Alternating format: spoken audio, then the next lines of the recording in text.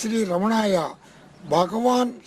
It has been 50 years since the Mahanirvan of Bhagwan Sri Ramana Maharshi.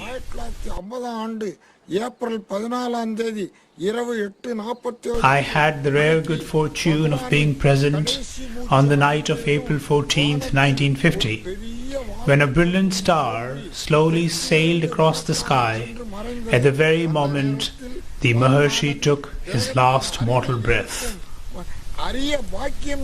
Even more than this, my destiny has been uniquely connected to the Maharshi from my birth. My father, Nagasundaram Aiyar, was the younger brother of Sri Bhagwan. Not long after I was born, my mother passed away, and when I was 3 years old, my father took sannyas and joined Sri Bhagwan and their mother Alagamma at Skandashramam. I was then lovingly raised by Bhagwan's sister Alamelu and her husband Sri Pichu Aiyar. Since they had no children of their own and none of my father's brothers had any issues, I became the only remaining descendant in my family's line. As a child, I was brought to Tiruvannamalai 2 or 3 times each year to see Bhagwan, my father and grandmother Alagamma when she was still living. Sometimes I was left in the care of Bhagwan and stayed overnight in the ashram. Like a mother, he would put me to sleep at night and then wake and wash me in the morning. My life flowed on smoothly. I was married in 1929. All my 7 children were brought to Bhagwan soon after their birth, and he was pleased to bless them by giving them their names. With Sri Bhagwan's consent and blessings, I was requested in 1938 to move to Tiruvannamalai and assist my father, Sri Niranjanananda Swami, in managing the ashram.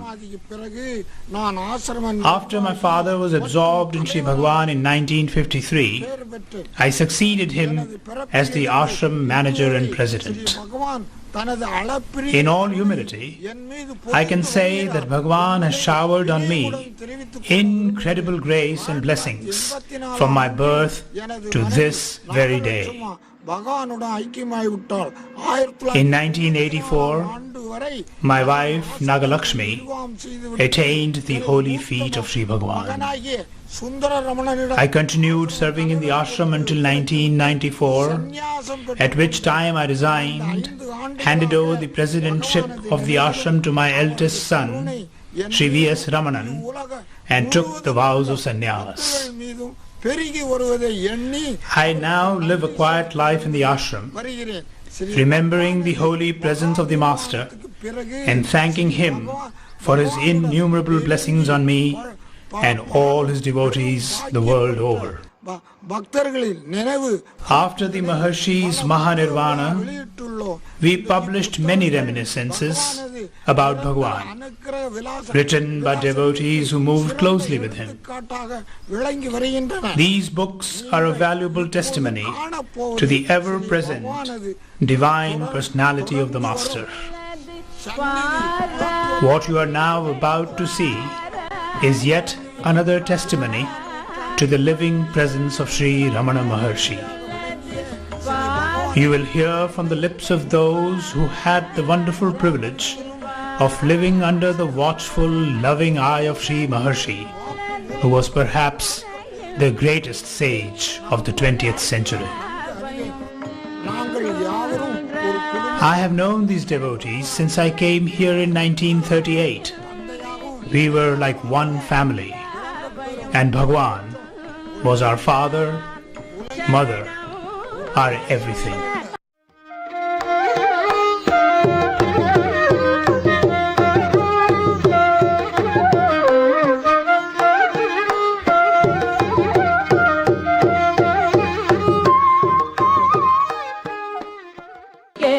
He continues to attract sincere devotees to him from all over the world, as he lives not only in Sri Ramanasramam but in the hearts of all.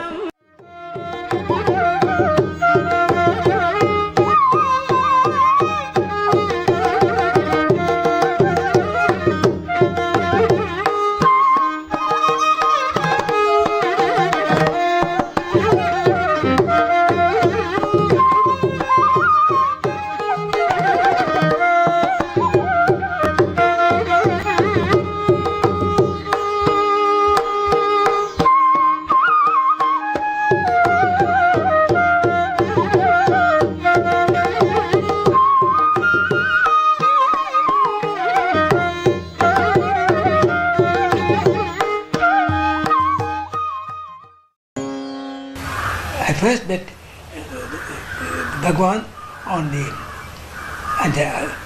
29th of September 1940, and I last met him in the first week of April 1950, a week before his death. During my first visit, a great man, Sir P.S.Swami Aiyar, a wonderfully great man, I told him I was going. He said, "Don't go alone.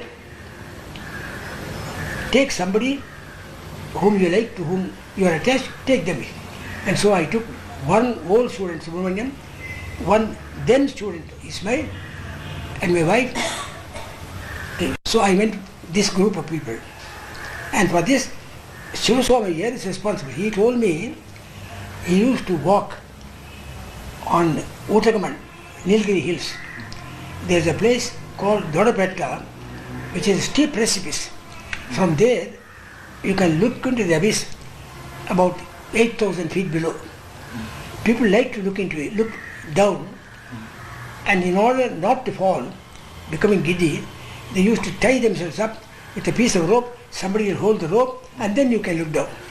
So he gave me this analogy and said, when you go to Bhagavan, you will swept off your feet, you will fall into the abyss. I see. And so be bound by attachment to some people. So I had 3 ropes, my wife, my students, they were fine people, all of them were very good people. Many people went to him because they wanted their wishes fulfilled. Many people went to him because in their affliction they found consolation from him. Many people went to him with intellectual problems which he solved. So there are many, shall I say, demands on him, and he met them mostly. So far as I am concerned, I went because, you see, 1927, I had heard of him, I had read about him. Kavya Kanta came and spoke in my college. So I heard about Bhagavan, and many people have written to me. But at that time I was a fool, and I said, what is this man sitting on top of a hill and doing nothing? Here is Gandhi. Then in 1939-40, I passed through a series of very interesting experiences. One was, I read the poems of Gurugara. I know something about poetry. English term, poetry is poetry. Poetry is the bridge between the actual phenomenal and the ultimate real. Now, when I read Gurugara's poems, I said, good heavens, the man who inspired this kind of poetry is divine. Number one, that moved me completely. Gurugara completely converted me. Next thing that happened was that I had a very terrible domestic problem. A niece of mine had broken away from her husband, and various things happened with him. Good people, all good people. And I did not know what to do. I didn't want them to quarrel. They're both good people, but they parted, they married again, that's another story. You take it casually in America, we don't. So this thing happened. Then various things of the... most important of all, I used to spend vacations in Bangalore. Now during that vacation, that is April 1940, a famous Pandit, Sanskrit Pandit, great Sanskrit Pandit, systematically taught me the Brahma Sutras. Then I could see that behind this apparent laziness of Bhagavan was something very profound. And that man said, this is not mere theory. You go to Tirunamala, you see the man. So when a brigade scholar told me Bhagavan, Another very interesting thing was, you must have heard about Douglas Ainsley. Douglas Ainsley. He came to Madras. I was in Presidency College. I took him around because I'm myself a great admirer of Dante and Croce, Benedetto Croce, philosophy of the aesthetic, practical history. He was a great favorite of mine, and he knew Croce personally and he translated. And so after I spent a week with him, taking him to various places and so on, he casually asked me, have you seen Ramana Maharshi? Now here is the Englishman steeped in Italian philosophy telling me about Ramana. So I said, I should be ashamed. I was ashamed. Then I reported to Swami, I'd like to go. He said, don't go by yourself. Tie yourself in many bonds. Then I did. I'm still tied up. I haven't the courage to run away from her. You see, many people tell you, go to the Himalayas. Bhagavan is here. So all these things, so to say, compelled me. And all my problems are solved in 5 minutes.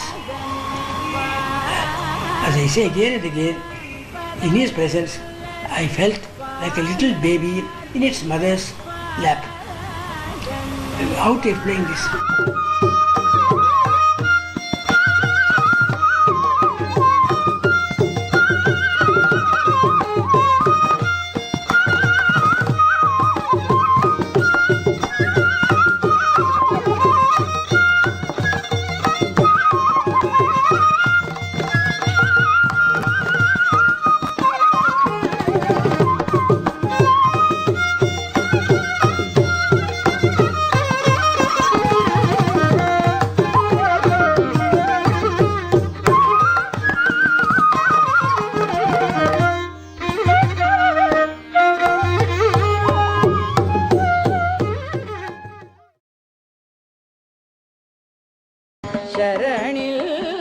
சின்ன வயசுலேயே நான் சும்மா இருந்தேன். 16 வயசுலேயே 18வது வயசுல நினைக்கிறேன் பகவான் சொப்பனத்திலே தான் நான் காட்சி கொடுத்தாரு முதல்ல. At a very young age, when I was around 18 years old, Bhagavan appeared to me in a dream. In the dream, I saw this hill and Bhagavan walking towards me. I could even see a Shivalinga in the dream. Before this, Krishna used to appear in my dreams frequently. But here was a person I had never seen before. I was captivated by him. Our family deity was Vishnu, and we used to offer puja to Vishnu and Krishna. However, seeing a Shivalinga in the dream puzzled me.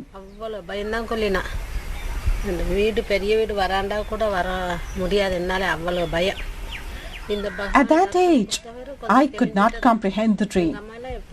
Right from then onwards, my mind changed. Having been a coward since childhood, I would not even walk to the veranda of my house at night. But after having obtained the darshan of Bhagavan in my dream, the fear that had gripped me left me.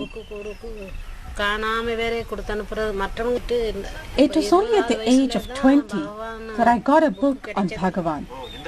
It was the Ramana Vijayam, written by Sudananda Bharati. At the mere touch of the book, I lost body consciousness. My whole body became numb, and it was with great difficulty that I managed to come back and sit next to my friend. Noticing my plight, she commented, "You should not read all sorts of books. Your family members would be cross with you. You don't need to read such books at your young age. A little bit of reading may be fine, but not spending all 24 hours with such books."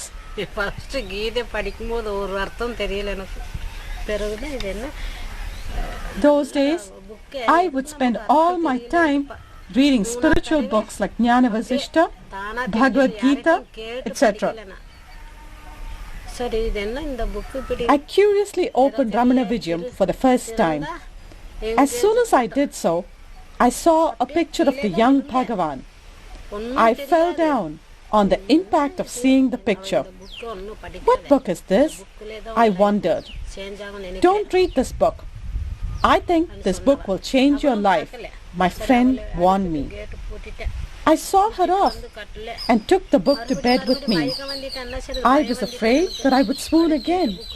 So I lay down on the bed to read the book. As I read the book, I was so absorbed that I didn't feel my goosebumps. My eyes kept closing involuntarily. I later understood that this was meditation as prescribed in Bhagavan's path. In my family, women were not allowed to leave the house, not to mention leaving the town. However, after reading Ramana Vijayam, I felt I should meet Ramana Maharshi before giving up this body, whatever the consequences. The book provided me with this vairagya, but I could not leave home immediately, and it was 2 years before I was successful. I left home stealthily with my brother's help. He is also a spiritual person and is a sadhu now.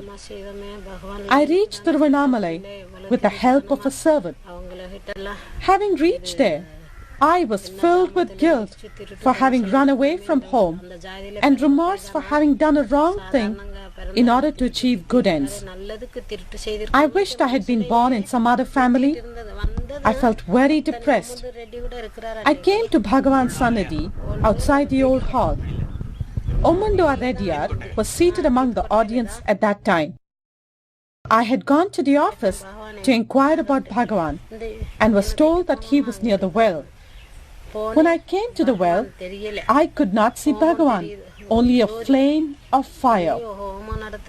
I asked for directions to go to Bhagavan, and they have sent me to a sacrificial place, I said to myself. As I stood there, Bhagavan appeared at that very spot. I thought I had this delusion of seeing fire instead of Bhagavan because I had come in from the hot sun. It was only later that I realized that Bhagavan had given me Jyoti Darshana. I could feel the Spurana in my heart. Bhagavan said, "You have come home. Sit down." I sat down in front of him, but did not ask him anything. There were so many people around, and I was not used to it. I had no idea what to ask him anyway. I spent 3 days sitting in front of Bhagavan. However, the feeling of guilt of running away from home continued to haunt me. One day, Bhagavan narrated his story to Ommandu Reddy. I ran away from home too. I was afraid that somebody might catch hold of me and take me back home. I was running away like a thief. If it was so difficult for me, how much more difficult would it be for a woman? These words of Bhagavan wiped out my sense of guilt completely. Those words of Bhagavan also removed any residual fear in me entirely. Since then, I have gone round the hill alone several times, even at night. I would go without telling anybody. There was no fear. If I had fear, how could I have stayed here alone? About my running away, Bhagavan said, "What about it? That may be needed." I was 16 when I came here. Moreover, she is a young girl. That is how one must do it if need be. What's wrong about it?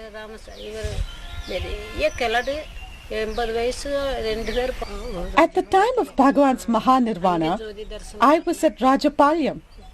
That night, at the same time, I saw a beautiful blue light going up in the sky, and I knew Bhagavan had left the body. I did not want to live after that, and so I started to fast, hoping to drop the body that way. For 5 or 6 days, I did not touch food. But during the time, I had several visions, and in one of them, I was taken inside a cave on the hill and saw rishis performing yajnas. Sri Bhagavan was seated there. Bhagavan said, "Why are you crying? Why this anguish? You say that I have gone away, but where have I gone? I am here. Can you not see me?"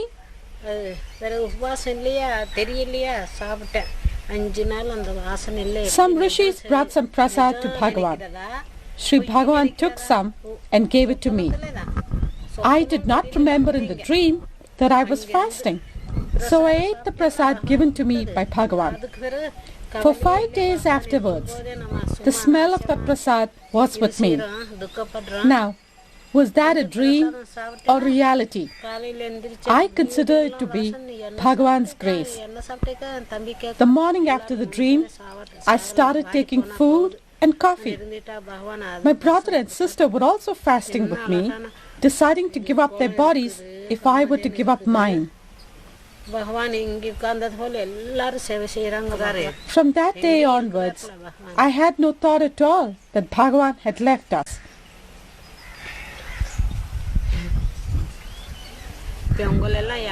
He is all-pervading. I felt no more sorrow in my heart. He is here too. See how we all are gathered here? What have we done to deserve this?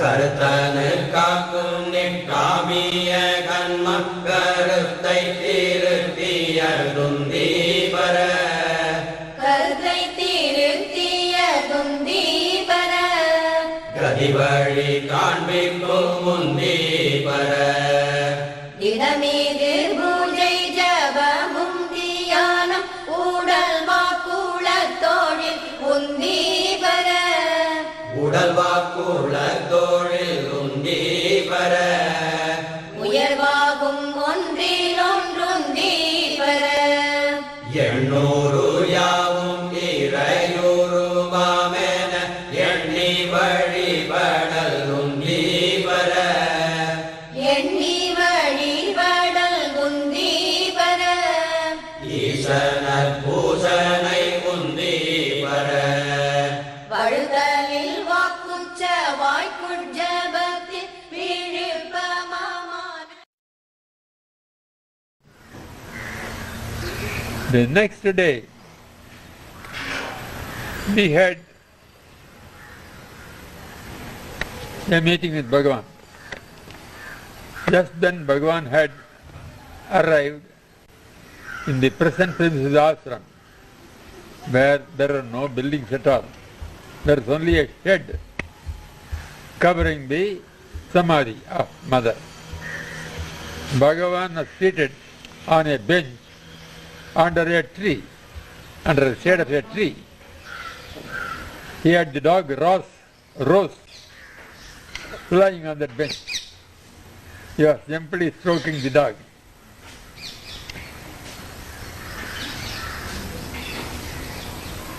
I wondered, among us Brahmins, the dog is an animal whose touch will defile the purity. A good part of my respect for the Maharshi was gone when I saw him touching that unclean animal. For all its cleanliness and neatness, it was unclean from the Brahmin point of view. I had another question. I was then an agnostic. I said, nature can take care of itself. Where is the need for a creator? What is fun of writing all these books telling cock and bull stories which do not change the search of reason. I wanted to put in straight question whether there is a soul, whether there is a God, whether there is a salvation. All these three questions are included in one question. Well, sir, you are sitting there like this. You are sitting like this. I can see your present condition. What is your next sthiti? The word in Sanskrit sthiti means the state or condition. What is your future state? In Sanskrit it means sta tit, to stand. That is the posture, the stand, to stand. Maharshi did not answer the question. Oh, you are taking shelter under this glum, indifferent silence from answering an inconvenient question. The thought flashed in my mind. Simultaneously, I felt as if I had a bomb exploding under my seat. The Maharshi exploded. Sthiti. What do you mean? What do you mean by sthiti?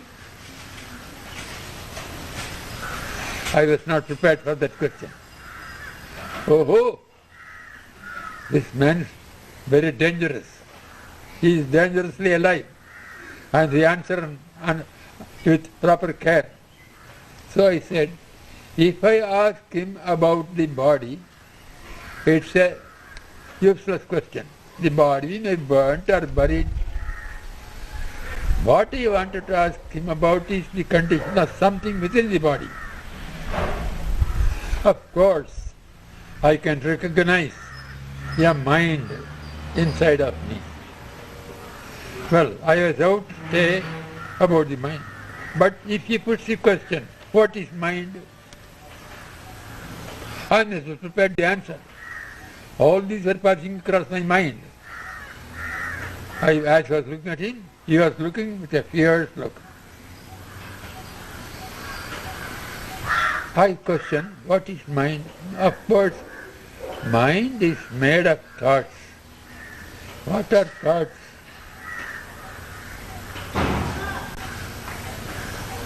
I landed in a void. No answer.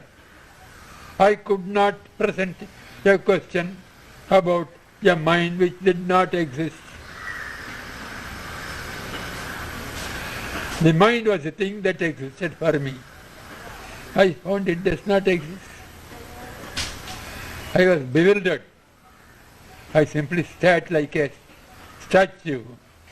Two pairs of eyes were gripping each other. The eyes of the Maharshi and my eyes were gripping each other in a tight embrace.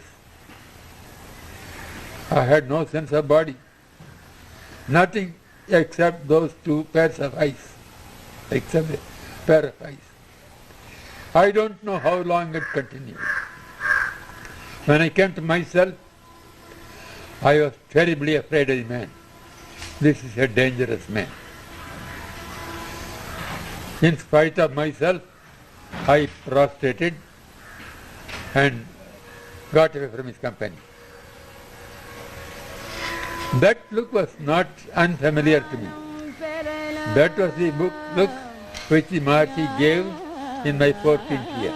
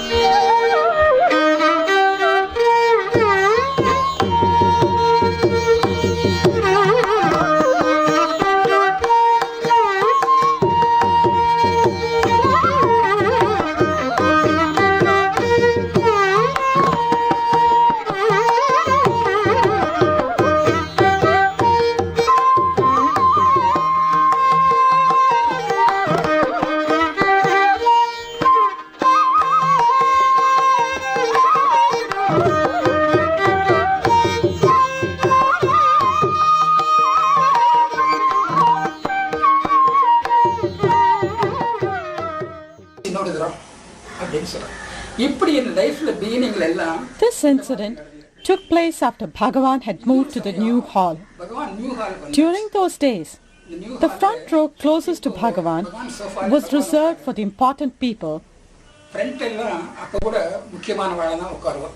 அந்த காலத்துல Although Bhagavan did not know about it, அவ எப்போ arrangement there was a specific unspoken seating arrangement, and others who occupied those places would even be asked to go and sit elsewhere. அப்ப நான் என்ன பண்ணேன்னு கேட்டா நான் On this day, the front row was empty. Rani Majumdar and myself were sitting by the window at the end of the hall. யாரும் உட்காரல. Rani suggested that the two of us could sit there close to Bhagavan. Friend ரோனா என்ன தெரியுமா உங்களுக்கு? பகவானோட கல் சோபாக்கு எதிர்க்க I agreed. அந்த ரெண்டாவது தூண் இருக்கே. The front row would begin at the pillars closest to Bhagavan's couch. No one could sit right beside the couch in order to give people room to move about. எங்களை பார்த்து ஒரு தெலுங்கம்மா காமேஸ்வரமா நாங்க உட்கார்ந்தோம். On seeing the two of us, a Telugu lady called Kameswaramma also came and sat next to us in the front row. பகவான் The three of us were directly facing Bhagavan. உட்கார்ந்த உடனே As soon as we had settled there, Bhagavan began looking directly at me. தீக்ஷ்ணமா என்னே பார்க்கறார். Unable to bear the intensity of his direct look, பகவானோட பார்வை என் கண்ணுல பட்ட உடனே என் கண்ணு தாங்கிக்க முடியல. I immediately closed my eyes. கண் மூடி இருக்கேன். How long I remained like that, I do not know. அப்புறம் மத்தியில நான் But some time later, I opened my eyes and found Bhagavan seated motionless, looking at me just as before. மறுபடியும் கண்ண மூடிட்டேன். கொஞ்ச நேரத்துல என்ன ஆச்சுன்னா மௌனி இருக்கார். I closed my eyes again. தபால் கொண்டு வந்து கொடுப்பார். Some time later, Mauni Srinivasa Rao தபால் எடுத்துன்னு came with the day's tapal. தபால் எடுத்துன்னு வந்த உடனே அப்ப நான் கண்ண முடிந்துக்கு எனக்கு என்னன்னு தெரியாது. நான் அப்படியே கண்ண முடின்னு உட்கார்ந்திருக்கேன். Hearing Bhagavan talk to him, I opened my eyes. அப்ப வந்து பகவான் என்ன பண்றதுக்கு பேச ஆரம்பிச்சார். However, I was still in the same state that I was in when my eyes were closed and didn't really register anything that was happening. மூடிட்டு இருந்த போது எந்த நிலை இருக்கோ அந்த நிலையிலே நான் கண்ணு திறந்துட்டேனே தவிர மேதி சூழ்நிலை பத்தி chutney. After attending to the tapal, Bhagavan got up to leave for the Goshala. I got up along with everybody else, but again, without any real awareness of my surroundings. Mouni தபால் பார்த்து முடிச்சிட்டு போயிட்டார். போயிட்ட உடனே பகவான் Kameswaramma, who was sitting next to me, hugged me and said, Kanakammal, you are extremely fortunate. பக்கத்துல இருக்கிற ஆனந்தம் இந்த Kameswaram Ever since you sat there, Bhagavan has continuously been looking directly at you until Mauni got the tapal. எனக்கு அவளுக்கு என்ன பதில் சொல்லணும்னு தெரியல. நானும் பார்க்கேன். நீ அங்க உட்கார்ந்ததுல இருந்து பகவான் உன்னையே You have got everything. Mouni தபால் Bhagavan has given you all that you need. உனக்கு எல்லாம் கிடைச்சாச்சு. உனக்கு என்ன வேணுமோ பகவான் கொடுத்தாச்சு. நீ ரொம்ப So saying, சொல்லி அப்படியே she hugged me close to her. ஆனா But I was in no state to give a reply. நான் இல்ல. I just told her, தண்ணி விழுது. tears are streaming down my eyes. அந்த மாதிரி உள்ள இருக்கிற I don't know what to say. அலைகளை வந்து என்ன அப்படியே அடக்கி விட்டு.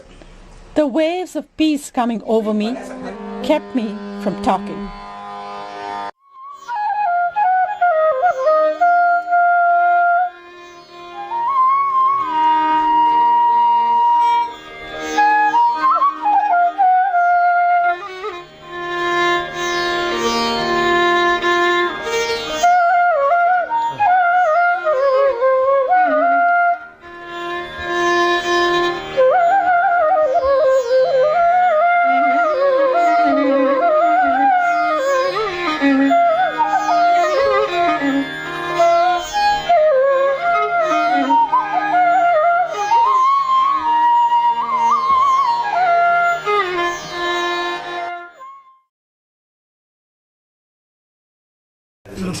I came from Tondanguruchi, where I had a stall to distribute water to the needy.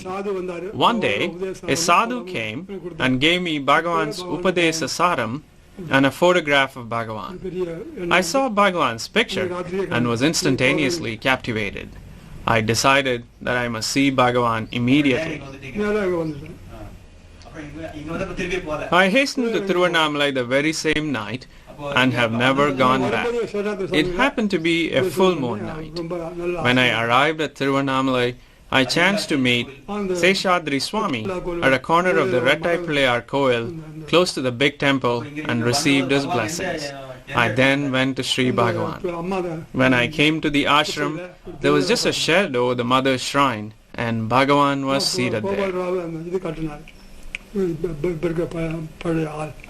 One day, after completing the construction of the ashram dispensary, I was feeling tired and was reclining against a wall of the dining hall. Bhagavan came up to me and said, "I'm afraid to even look at you." I asked him why that should be so. He said, "If I would just look in one direction, you would construct a structure there." This was of course in jest, but it also meant that I could understand Bhagavan's subtle instructions and follow them meticulously. This was great appreciation showered upon me by Sri Bhagavan. Once I was about to construct some steps when Bhagavan gave me a beating. I was asked to repair some steps behind the dining hall. In those days, money and materials were scarce. I asked Ramaswami Pillai to get 3 or 4 measures of cement. Now, in Tamil, the word padi stands for both measure as well as for steps. Bhagavan asked me how many padis, meaning how many steps I was constructing. I thought he wanted to know how many measures of cement I was ordering. Bhagavan gave me a playful slap and said, "I'm asking about one padi and you're answering about another."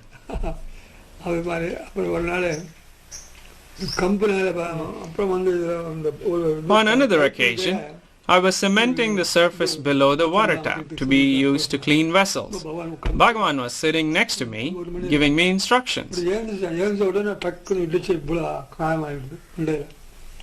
As I got up, I banged my head hard against the tap. Bhagavan asked Madhava Swami to bring Zamba and personally massage my head for a long time. Though I had pain in my head, I kept reminding myself of Bhagavan's teaching, which was to give up the I am the body idea. I also thanked the tap for giving me this opportunity to receive a massage from the golden hands of Sri Bhagavan. It is said in Annamalai, "Unless thou extends thy hand of grace and embrace me, I am lost. Have mercy on me, O Arunachala." Or, "Graciously enfold me body to body, limb to limb, or I am lost, O Arunachala." In the earlier days, Madhava Swami, Rangaswami Subramanyam and I used to massage the sole of Bhagavan's feet with oil at night and put our heads against his feet to receive his grace after completing the massage. Bhagavan used to pretend to be asleep when we did this. However, when large crowds started coming to the ashram regularly, we had to stop this practice of ours. When we tried to massage him, Bhagavan would say that if I did so, then everybody would want to touch him. Vande Sri Ramana Acharyasya Padabjam Yo me darshayadisham Bhantam Dhvantamatidya Kathaya nijaya kalusham harata karuna nidhina runa shailajusha Bhagavahana bhashita tattva vida Vrishavahana mauna rahasya bhita Ganaranmukha suri sabha guruna guna sanchaya ratna mahodadhina Dhana gudha sahasra karena yatha tanukang chuka gupta maha mahasa Chaturena chalendriya nigrahane vatuna I grew up in Bhagavan's hometown, Tiruchuri. My father-in-law was a revenue inspector and Bhagavan's father was a lawyer. I lived in Tiruchuri for 3 years when his father was alive. I was married when I was 13 years old and lived at my in-laws' place for 2 years. When I was 15, my husband passed away. I then came to Tiruchuri and stayed at home all the time. It was at the age of 28 that I came to Bhagavan. I had not seen him before. My sister was married to a doctor, son of Tiruchuri's Lakshmi Ammal. In those days, my brother-in-law and my sister's mother-in-law used to say that a boy who used to live in Tiruchuri had become a great saint and now lives in Tiruvannamalai.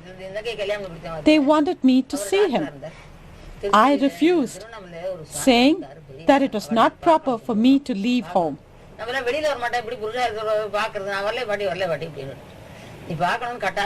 Finally, they persuaded me to come here in 1928.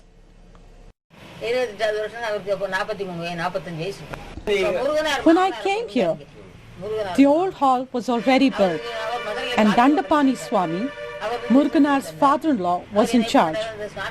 He used to run a coffee shop earlier. Seeing me, he introduced me to Bhagavan as a relative Sambandhi of Lakshmi Ammal. Bhagavan gave a happy smile and said, "Varatom, Varatom. She is welcome, she is welcome." I had come with a return ticket, which was valid for 15 days. I stayed for 15 days. When I took leave of Bhagavan, he handed me a copy of Who Am I? While I was here, I had my periods, so I had to be away for 3 days. Tennamma, the kitchen help, was preparing special food for me. She was grinding the chutney when Bhagavan came into the dining hall, and seeing that, asked Tennamma what she was doing. When she informed Bhagavan that due to the pollution of my periods, she was serving me Yachamma's rice and the chutney outdoors. Bhagavan was annoyed and said, "There is no pollution. Give her ashram food. Why do you segregate her like this?" My next visit was only after a year, and that also happened in a beautiful way. It seems the ashram was contemplating writing a letter to me asking me to come and help in the kitchen. At that time, Sri Seshayar, a lawyer from Kakinada, and a father of 6 sons and a daughter, visited my village to meet his relatives. He was going to Tiruvannamalai and asked me to go with him. The moment I entered the hall, Bhagavan remarked, "See, you wanted to write to her, and she has already arrived." Bhagavan and I used to cut vegetables, make paste, and make other preparations for cooking. Even for dosa, we used to grind together. It was a great joy to work along with Bhagavan. He was always in a joyful mood. Even a few words spoken by Bhagavan or a stay of few minutes with him used to take away whatever sorrowful or dejected mood we were in. In those days, there was water scarcity for 6 months. So cooking was a difficult task during those 6 months of scarcity. We used to fetch water from the well in Palakotu and fill up a big vessel in the kitchen. Later, Bhagavan then had his well dug outside the dining hall, after which there was no water scarcity. I worked in the kitchen for 5 years. Santamma, Tennamma and Subbulakshmi Amma used to work with me. Bhagavan would come with other sadhus to cut vegetables at 5 o'clock or so. We did all the 3 meals of the day: breakfast, lunch and dinner. The food was all prepared by me, and I also had to serve Bhagavan. He liked it very much and insisted that I should serve him. Bhagavan's way of cooking was always very delightful. One day, he asked me to cook the brinjal, eggplant tops, that had been left over along with some green peas. I argued that the tops were too thick and would not cook properly. He convinced me that I should cook it and told me that it would turn out all right. When it did not cook well, I went to the hall once or twice to tell him that it was still not cooked. Bhagavan then came and started stirring it. Surprisingly, it was cooked nicely.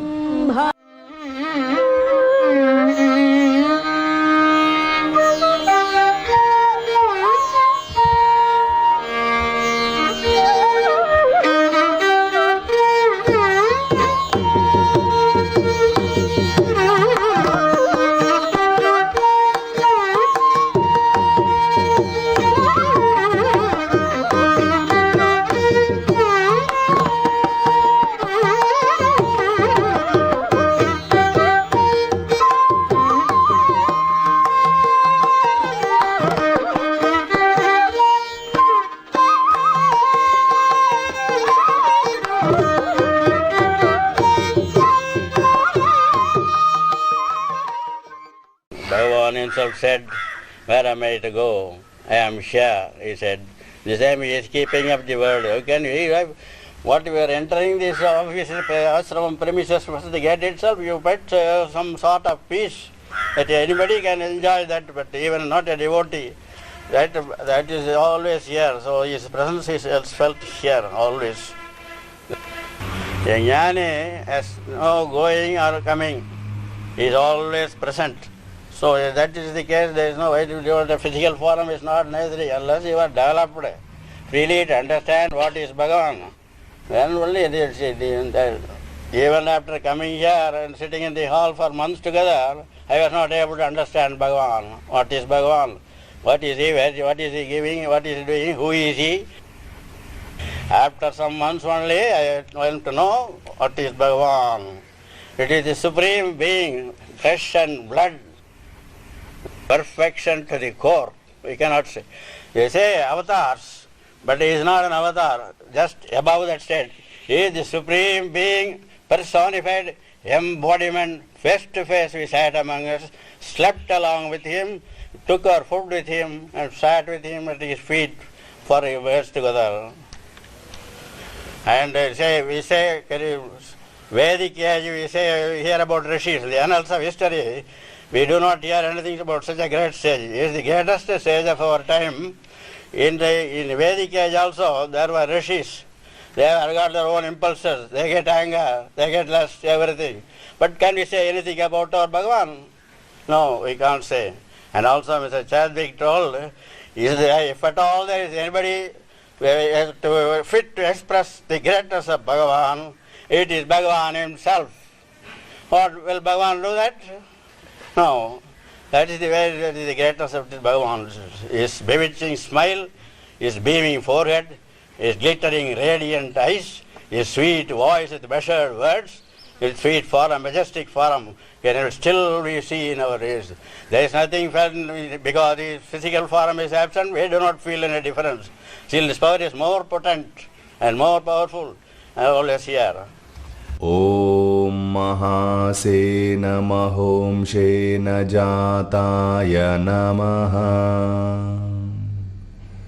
Om Sri Ramanaya Namaha. Om Gurave Namaha. Om Akhanda Samvidakaraya Namaha. Om Mahaujase Namaha. Om Karanodbhavaya Namaha. Om Jagadhitaavataraya Namaha.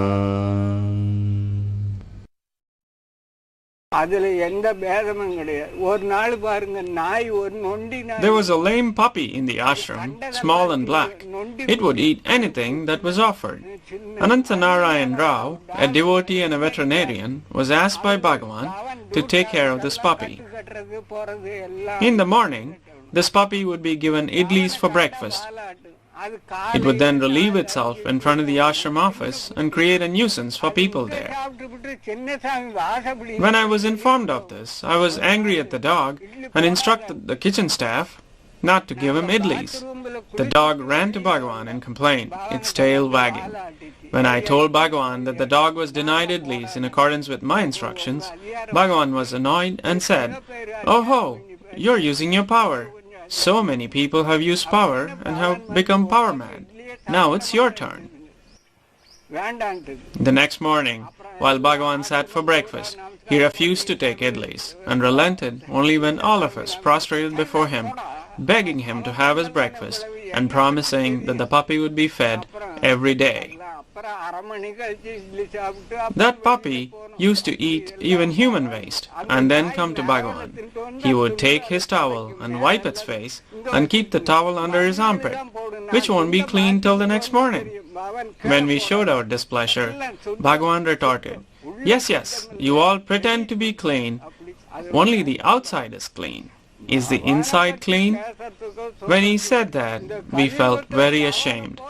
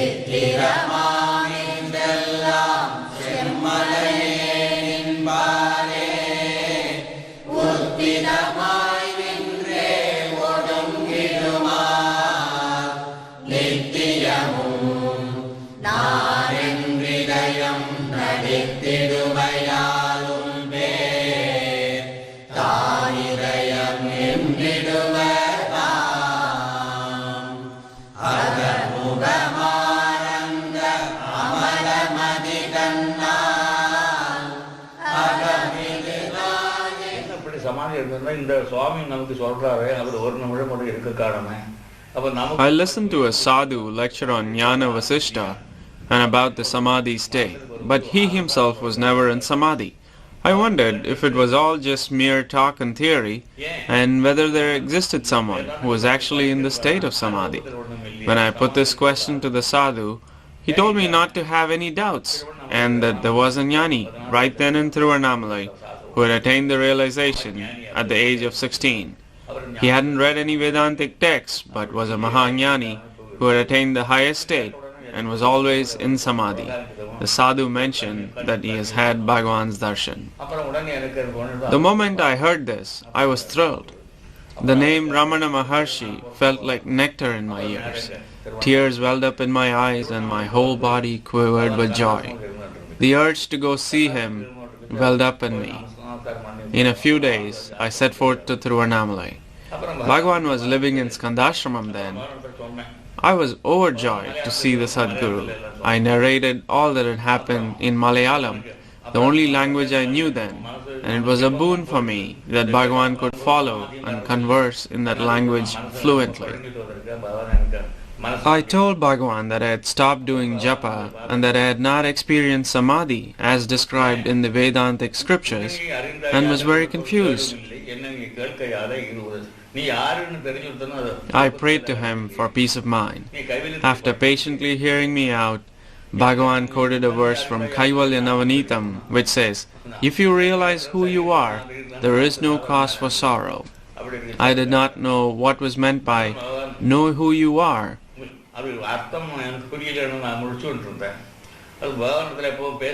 Seeing me blinking in ignorance, Bhagavan proceeded to tell me that the mind is mere thoughts, and knowing oneself is to find the source of all thoughts. So saying, he pointed to his heart. Until then, I was concentrating only on the Bhumadhya. However, when I turned my attention to the heart, I was led to samadhi quickly. It was like a flash of lightning, and I lost body consciousness. I realized that Bhagavan had given me the samadhi experience. He was looking at me all along. I was looking into his eyes when I went into Samadhi.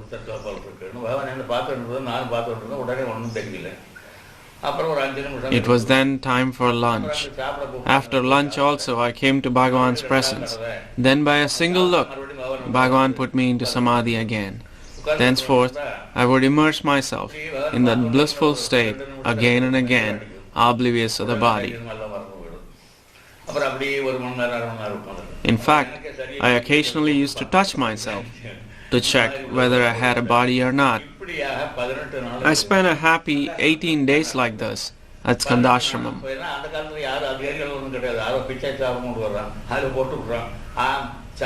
Someone used to offer food to Bhagavan, from which all of us were also given a share.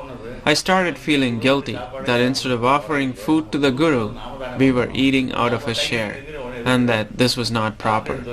Also at home, I had my own room, where I could practice in peace as I felt I was established in Samadhi. I felt I could remain in Samadhi all day at home. Besides, this would absolve me of the sin of causing my Guru loss of food.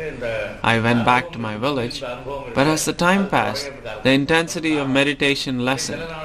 When I noticed that I could no longer be in Samadhi, I understood that the Samadhi Anubhava is by the grace of the Guru and not by my own attainment. I felt that I shouldn't have come away from Bhagavan, and that had Bhagavan used the same logic, he would have gone back to Tiruchuli.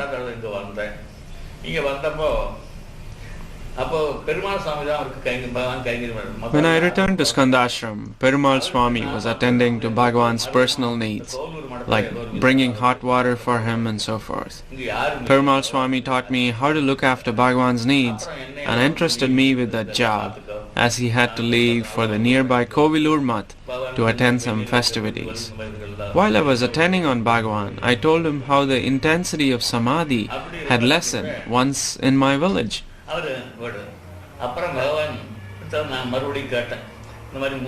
Bhagavan very graciously quoted from Kaivalya Navanitam that the Samadhi Anubhava occurs to everyone and anyone by the mere presence of the Sadguru or by reading his works, but it would not be permanent.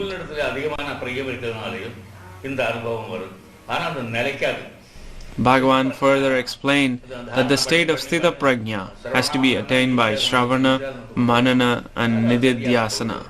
Again, he quoted from Kaivalya Navanitam, where it is said that just as one would dig the ground, plant a pole and pack the dirt back in order to secure the pole, one must practice incessantly in order to make the experience of Samadhi permanent.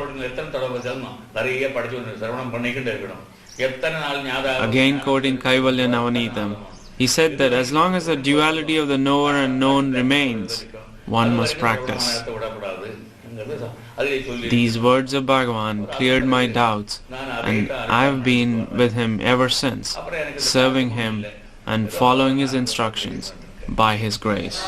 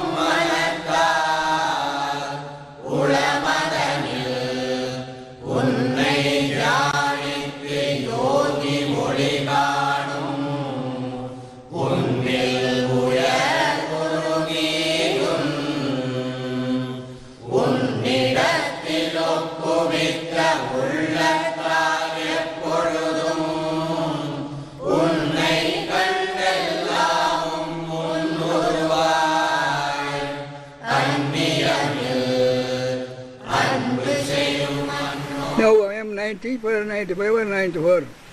These trees I am making what I was living here. What do you think matter whether I live here or there? The practice of practice. Who am I? Who am I? Not where am I or whence am I? Who am I? Leave the other things, don't confuse yourself with other questions. And see who you are. Where you are not in sleep, now you have come. Where from you have come, you can see. It's a clue. It's the only way. Bhagavan also has said it somewhere. So you believe in Bhagavan, have absolute faith in Bhagavan and try to practice this who am I. Mind will be easily. Whether there is a mind or no mind, it is material. But mind is, you realize, you understand what you are, what my mind is. Everything will be clear then. You concentrate, if you want to understand a thing. You focus, you concentrate the same thing introspectively. Introspectively, but it's not you concentrate in the brain. Introspection goes to the heart. That's the difference. It goes directly to the heart. Because I is from the heart. From I is oh God. Everything ends in I. And all our your literature, your philosophy, your this, everything, all I. I know this. Krishna, yes, I. Whoever it is. But a jnani is beyond I.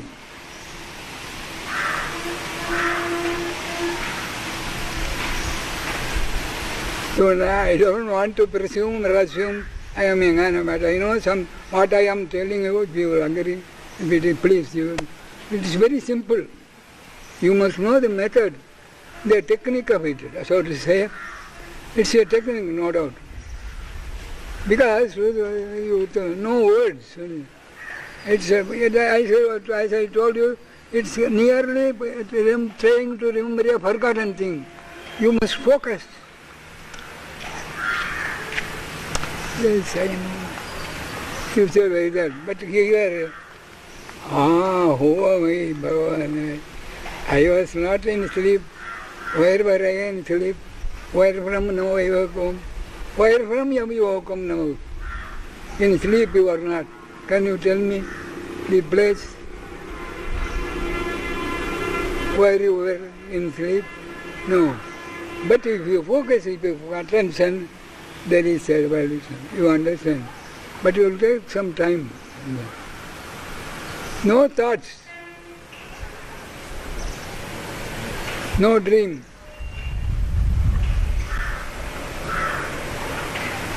Waking is only daydream. Because you have changed so many of your ideas about things. Your opinion or ideas about men and things. What does it mean? If it is real, it must be permanent. But you have changed it from your birth or from majority, you have attained your major person. After that you have changed many views, many opinions, many thoughts. Therefore, nothing is permanent. But you are permanent. You are in sleep also, because you know the experience of sleep. It was pleasant, it was happy. You are still the same. But you must think this. Try. If at first you don't succeed, try again. Don't give it up. But you will get it, Bhagavan's grace. And this Annamalai, don't think it's an ordinary rock or a hill. It is an omnipotent. It has dragged Bhagavan here, so to say, for our benefit.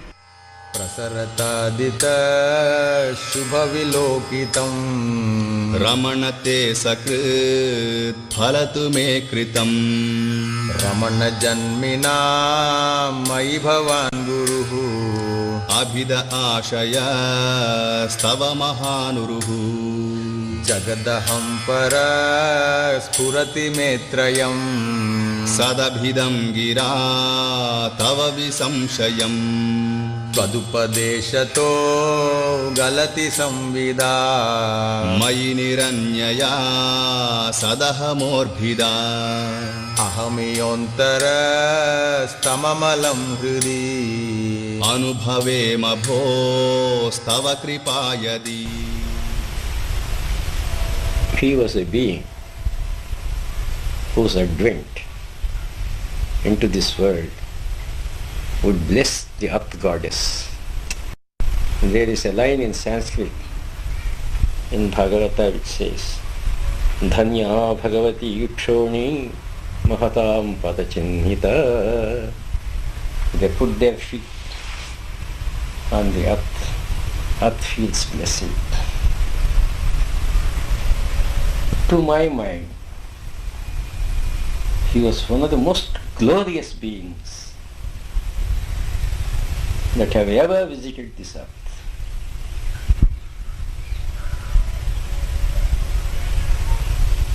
The more you live with him, the more you feel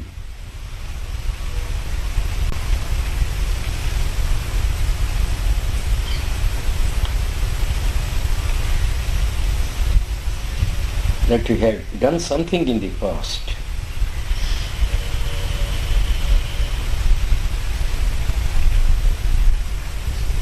something great which entitled you to deserve association with Bhagavan. Being with him is being elevated.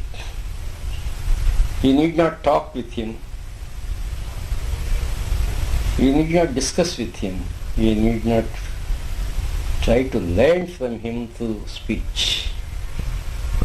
He was pouring out his grace like the rays of the sun.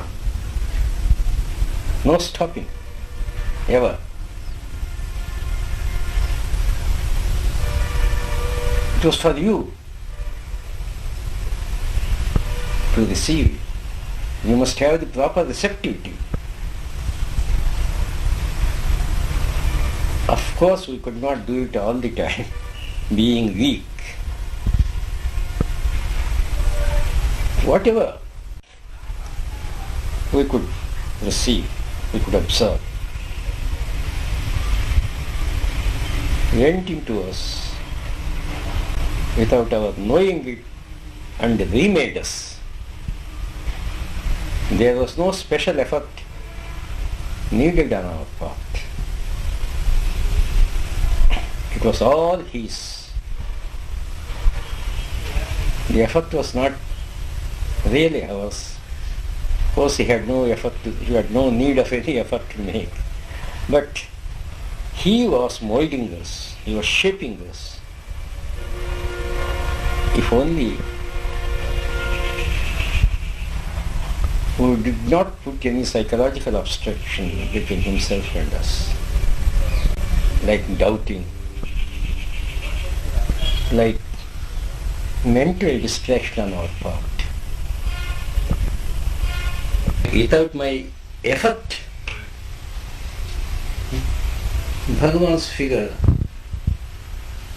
comes before my mind, off and down, sometimes intensely. So there is no need for me to revive my memory, as it were, by an effort. It is as if he has occupied my being.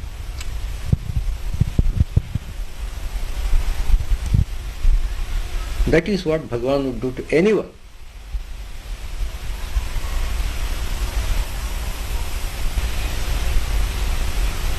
Provided we are utterly sincere. Insincerity would not pay in regard to Bhagavan, however great a person might be.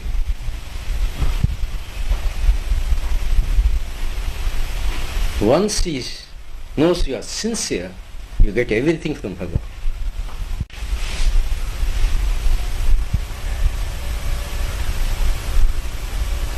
Even now, I do feel he will answer your call, provided it is really sincere. He is here near you, wherever you be, in the heart he is, as the self.